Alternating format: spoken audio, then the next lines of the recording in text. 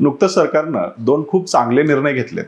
पहिला निर्णय होता इन्कम टॅक्सची लिमिट वाढवणं आणि दुसरा निर्णय होता जीएसटीचे टॅक्सेशनचे रेट कमी करणं. आता या दोघांचं काय अर्थ आहे हे थोडंसं समजून घेऊयात.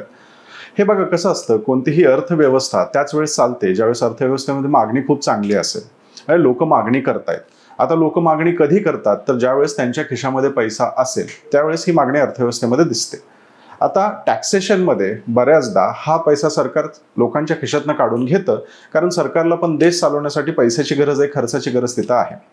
आत्ता काय घडलं ज्याच्यामुळे सरकारने हे टॅक्सेशनचे रेट बदललेले आहेत आणि लोकांकडचा पैसा लोकांकडेच ठेवलेला आहे. तर सध्या जगभरामध्ये मंदीचं सावट आहे, अर्थव्यवस्था थंड होत चाललेल्या आहेत. मग याचा फटका भारताला देखील बसू शकतो हे आधीच समजून घेण्यात आलं आणि भारतामध्ये डोमेस्टिक मागणी, देशांतर्गत मागणी कॉन्स्टंट राहावी किंवा वाढावी याच्यासाठी हे टॅक्सेशनमध्ये चेंजेस आपल्याला दिसून येतात.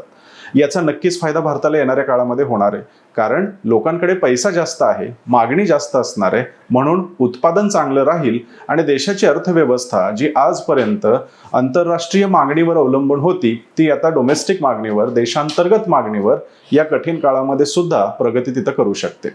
अशाच अर्थशास्त्राच्या इंटरेस्टिंग माहितीसाठी आजच ज्ञानदीप अकॅडमीचं यूट्यूब चॅनल फॉलो करायला विसरू नका. धन्यवाद.